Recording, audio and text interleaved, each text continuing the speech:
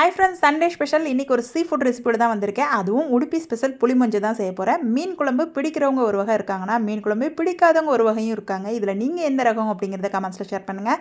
இப்போது கடாயில் நல்லெண்ணெய் தேங்காய் சேர்த்துட்டு கடுகு உளுந்து சேர்த்துட்டு நிறைய சின்ன வெங்காயம் பூண்டு கருவேப்பிலெல்லாம் சேர்த்து நல்லா எண்ணெயில் வணக்கி கொடுத்துட்டு அதுக்கப்புறம் நல்லா 4 பழுத்த தக்காளி பழமாக சேர்த்து அதையும் எண்ணெயில் நல்லா மசிச்சு விட்டுலாம். உப்பு சேர்த்துட்டோன்னா நல்லா தக்காளி சீக்கிரம் வணங்கி வந்துடும். இப்போ நான் குழம்புக்கு ஒரு மசாலா பேஸ்ட் சேர்க்க போகிறேன். இதில் பார்த்தீங்கன்னா 10 வரமிளகா, 4 பல் பூண்டு, 2 துண்டு இஞ்சி, 1 டீஸ்பூன் சீரகம், 2 டீஸ்பூன் மல்லி சேர்த்து நல்லா ஃபைன் பேஸ்ட்டாக அரைச்சி எடுத்து வச்சிருக்கேன். அதையுமே எண்ணெயில் சேர்த்து நல்லா எண்ணெய் பிரிஞ்சு வர அளவுக்கு பச்சை வாசனை போகிற அளவுக்கு நல்லா வணக்கி கொடுத்துருங்க. அதுக்கப்புறம் ஒரு லெமன் சைஸ் அளவுக்கு புளி சேர்த்துட்டு கொஞ்சமாக தண்ணி ஊற்றிட்டு நல்லா குழம்பு கொதிக்கட்டும்.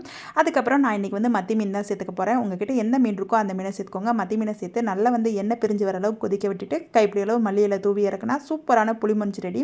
மீன் குழம்பே பிடிக்காதவங்க கூட இந்த மாதிரி வச்சு கொடுத்தா விரும்பி சாப்பிடுவாங்க. ஒரு பக்கம் நம்மளுடைய மத்தி மீன் ஃப்ரைமே ரெடி ஆயிடுச்சு. அப்படியே பிளேட்டில் சாதத்தை போட்டு புளிமஞ்சை ஊற்றி சாப்பிட்டா அவ்வளோ ஒரு டேஸ்ட்டாக இருக்கும்.